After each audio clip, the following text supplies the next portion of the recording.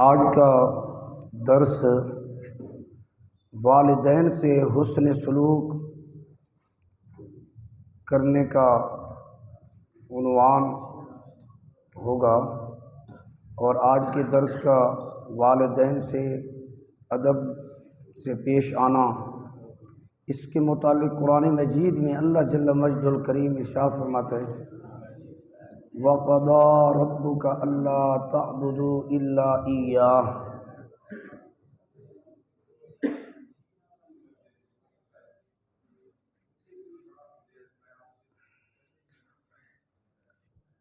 وَبِالْوَالِدَيْنِ إِحْسَانًا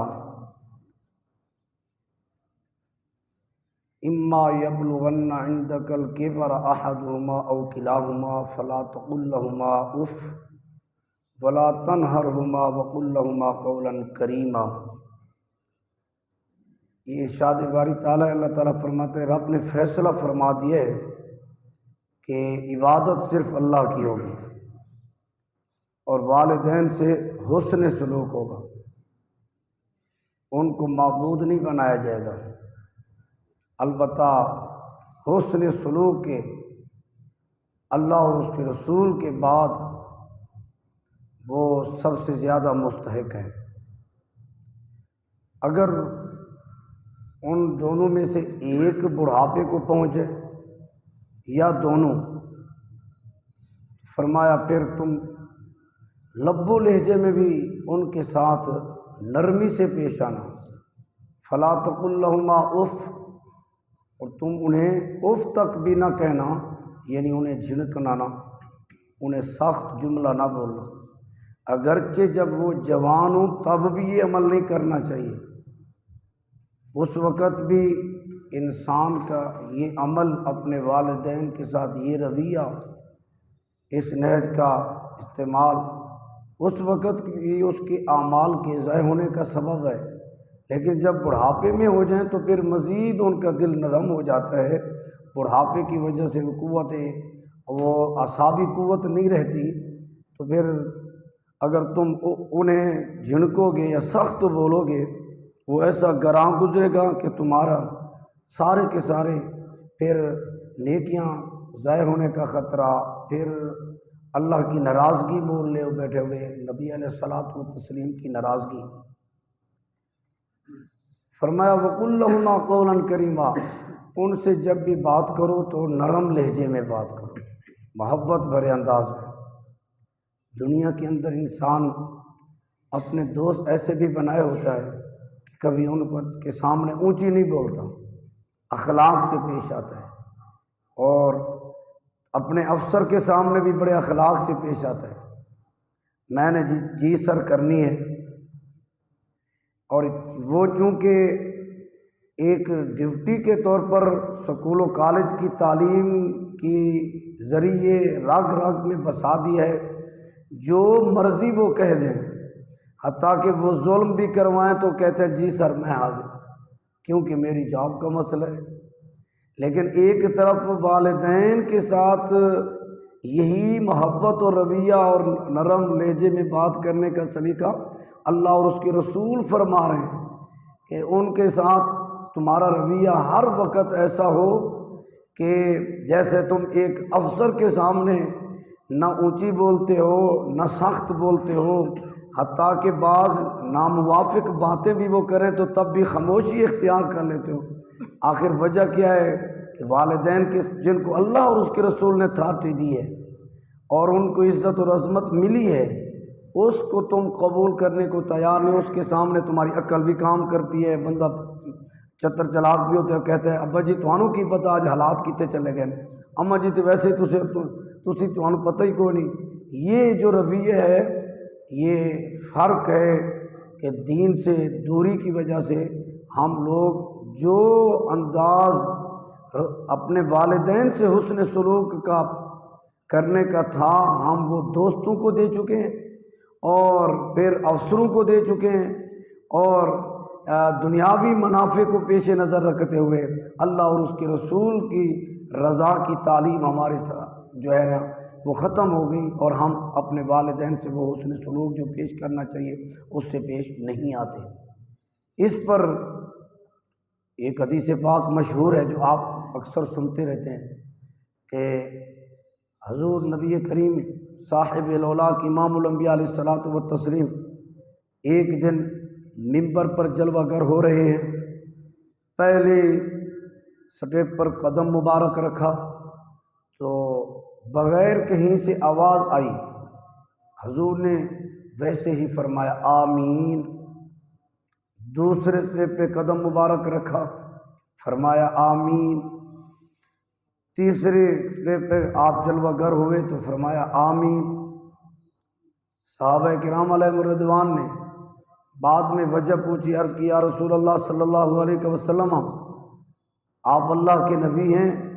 آپ کے ہر کام، ہر قول، ہر فعل میں حکمت ہوتی ہے، آج آپ جب پہلے سٹیپ پہ قدم مبارک رکھا آمین فرمایا، جبکہ کسی نے کوئی دعا نہیں مانگی، ہم نے نہیں سنا، تو کس چیز پر آمین تھی؟ دوسرے قدم پر بھی، سٹیپ پر بھی آپ نے آمین فرمایا، تیسرے پر بھی، تو یہ کیا راز تھا؟ امام الانبیاء علیہ الصلاۃ والتسلیم نے فرمایا جس وقت میں نے پہلے سٹیپ پہ قدم مبارک رکھا تو جبریل امین یہ کہہ رہے تھے کہ جو شخص اپنے والدین کو دونوں کو بوڑھا پائے یا ان میں سے ایک کو بوڑھا پائے، پھر وہ جنت حاصل نہ کر سکے ان کی خدمت کر کے، تو وہ اللہ رب العزت کے عذاب کا، غضب کا نشانہ ہوا، یعنی نشان بنا، اللہ تبارک و تعالیٰ کی ناراضگی کا سبب بنا۔ نبی علیہ السلام نے فرمایا، میں نے کہا آمین، کہ جو اپنے والدین کی خدمت کر کے جنت بھی حاصل نہ کر سکا، اور پھر میں دوسرے سٹیپ پہ قدم رکھا، اس میں جبریل امین نے، جس نے رمضان مبارک کا مہینہ پایا لیکن وہ اپنا جنت نہ خرید سکا، روزے رکھ کر، رات کے قیام کر کے، تراویح ادا کر کے، قرآن کو پڑھ کر، رمضان کا احترام کر کے جنت حاصل کر، وہ بھی اللہ تبارک و تعالیٰ کی رحمت سے محروم ہوا۔ میں نے کہا آمین۔ تیسرا وہ شخص میں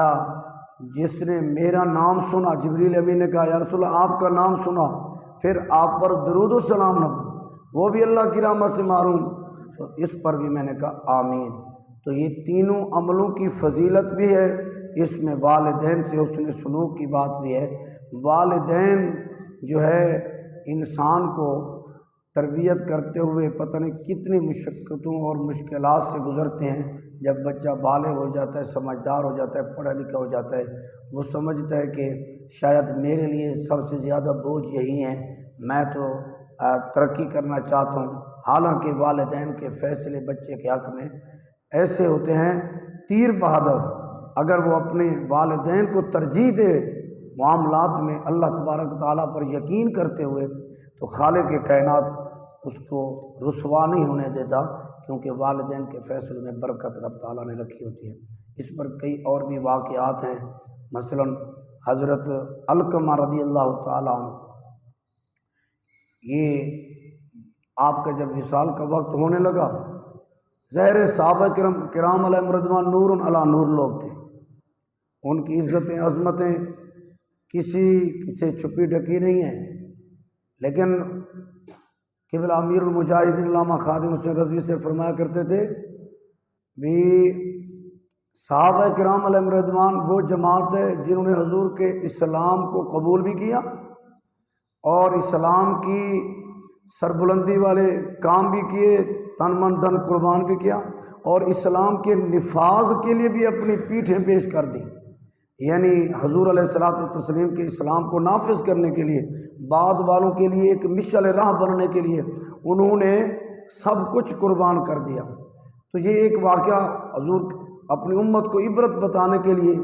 تو جب ان کا وصال کا وقت آیا تو نزاع کے وقت مشقت ہوئی، ان کی اہلیہ نے حضور علیہ السلام کو پیغام بھیجا، یا رسول اللہ صلی اللہ علیہ وسلم، علقمہ کا وصال کا وقت ہے لیکن روح قبض نہیں ہو رہی، کلمہ شہادت نہیں۔ نبی علیہ السلام نے حضرت صہیب کو بھیجا، حضرت بلال کو بھیجا، چند صحابہ کرام علیہ رضوان، جاؤ اسے کلمہ طیبہ کی تلقین کرو۔ تو گئے جب انہیں تلقین کی، ان کی زبان سے شہادت کا کلمہ نہ نکلا۔ پھر انہوں نے بھی آ کر حضور کی بارگاہ میں عرض کیا، رسول اللہ صلی اللہ علیہ وسلم ان کی زبان سے شہادت کے کلمات نہیں ادا ہو رہے، ہم نے بڑی کوشش کی ہے۔ خود حضور بنفس نفیس تشریف لے گئے۔ جب نبی علیہ الصلوۃ والتسلیم نے ان کی کیفیت دیکھی تو حضور علیہ السلام نے فوراً پوچھا، کیا ان کے والدین میں سے دونوں زندہ ہیں یا کوئی ایک؟ تو بتایا کہ ان کی والدہ حیات ہے۔ تو نبی علیہ الصلوۃ والتسلیم نے فرمایا اسے بلایا جائے۔ آپ نے پیغام بھیجا قاصد کو، فرمایا لوگوں نے بتایا ہوگا نا وہ بوڑھی ہیں۔ تو حضور علیہ الصلوۃ والتسلیم نے فرمایا جاؤ انہیں جا کر کہو اگر تو وہ آسانی کے ساتھ سہولت کے ساتھ آ سکتی ہیں تو اللہ کا رسول انہیں بلا رہا ہے، آئیں، اگر وہ نہیں آ سکتی تو مجھے بتایا جائے، میں ان کے پاس چل کے جاؤں گا۔ تو جب انہیں جا کر پیغام دینے والا قاصد گیا تو حضور نبی کریم علیہ السلام ایسے فرما رہے ہیں، تو اسی وقت کہنے لگی، نفسی لنفسی فداؤ، میری جان حضور پر قربان ہو، میں زیادہ حق رکھتی ہوں، میں چل کر جاؤں ان کی بارگاہ میں، انہیں میں اپنے پاس کیوں بلاؤں؟ پھر وہ انہوں نے لاٹھی لی،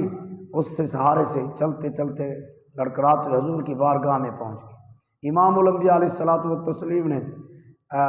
سلام کیا، جواب دیا۔ حضور نے پوچھا کہ آپ کا یہ بیٹا ہے علقمہ؟ نے کہا جی ہاں، کہ اس کی یہ کیفیت ہے۔ تو کہنے لگی آپ نے، حضور نے پوچھا اس کا کیا معاملہ ہے، یہ کیا اعمال کرتا تھا؟ انہوں نے کہا نماز پڑھتا تھا، روزے رکھتا تھا، سارے کام کرتا تھا۔ میں آپ کے ساتھ اس کا کیا معاملہ ہے؟ حضور نے فرمایا، انہوں نے کہا میں اس پہ ناراض ہوں، میں اس پہ ناراض ہوں۔ تو نبی علیہ الصلوۃ والتسلیم نے فرمایا یہ وہ وجہ ہے جس کی وجہ سے حضرت علقمہ کی زبان سے شہادت کی گواہی نہیں ہو رہی، ادا نہیں ہو رہی۔ پھر حضور علیہ الصلوۃ اسی وقت بلال کو فرمایا لکڑیاں تیار کرو اور جلدی جلدی۔ تو وہ مئی صاحبہ بوڑھی پوچھنے لگی کہ کیا کر رہے ہیں؟ حضور نے فرمایا آپ کے سامنے تیرے بیٹے کو جلائیں گے اس لکڑی کی آگ میں۔ تو وہ اسی وقت کانپنے لگی، عرض کرنے لگی یا رسول اللہ میرا جگرا کہاں برداشت کرے گا کہ میں اس حال میں اپنے بچے کو اپنے آنکھوں کے سامنے جلتا ہوا دیکھوں؟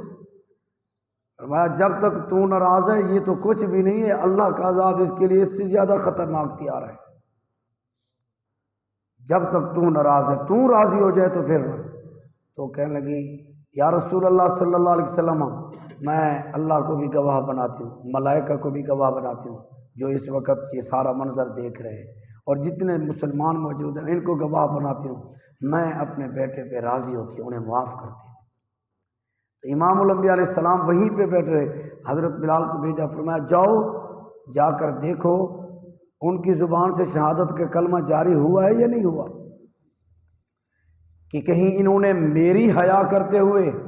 یہ تو کہہ دیا میرے سامنے بھی میں نے معاف کیا، لیکن دل ان کی تصدیق نہ کر رہا ہو، اتنا اس نے ستایا ہو، تو جس کی وجہ سے وہ دل سے معاف نہ کر رہی ہوں، زبان سے کر رہی ہوں، تو پھر بھی کلمہ ادا نہیں ہوگا۔ بالآخر وہ گئے تو دیکھا ان کی زبان سے شہادت کے کلمات جاری تھے۔ انہوں نے آ کر حضور کو بتایا یا رسول اللہ صلی اللہ علیہ وسلم علقمہ کی زبان سے شہادت کے کلمات جاری ہیں، سب گواہی دے رہے ہیں، کلمہ وہ پڑھ رہے ہیں، اشہد ان لا الہ الا اللہ وحدہ لا شریک لہ واشہد ان محمدا عبدہ ورسولہ۔ تو امام الانبیاء علیہ الصلوۃ والتسلیم نے پھر فرمایا علقمہ نماز بھی پڑھتا تھا، روزے بھی رکھتا تھا، تمام نیک کام کرتا تھا، لیکن آج کلمہ شہادت اس کے لیے رک گیا کیونکہ وہ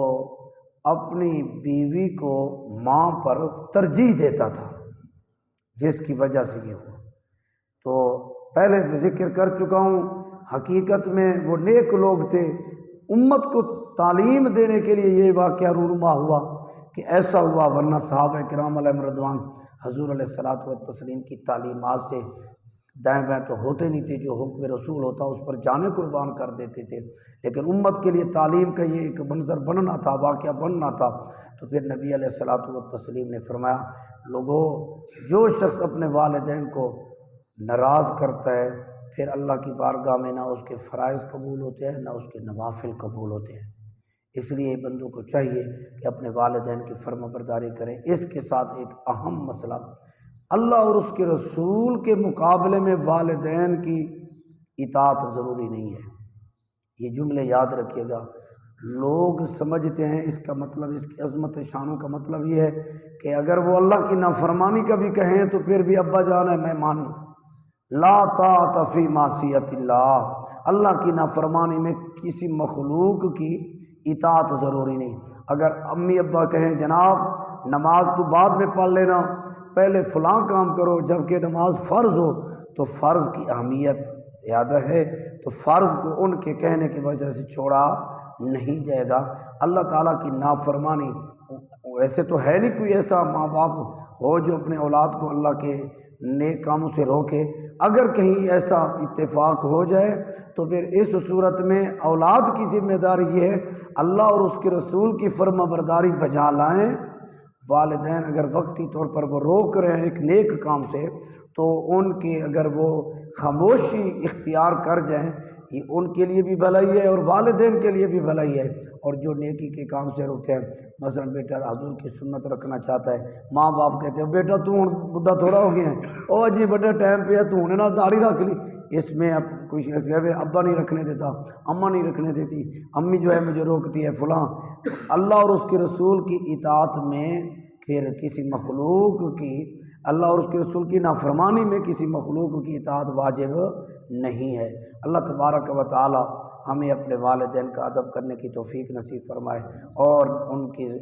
نبی علیہ الصلاۃ والتسلیم کے صدقے ہمارے والدین کی اللہ کامل مغفرت فرمائے۔ جن کے والدین دنیا سے چلے گئے اللہ ان کی بھی مغفرت فرمائے، جن کے والدین موجود ہیں اللہ تعالیٰ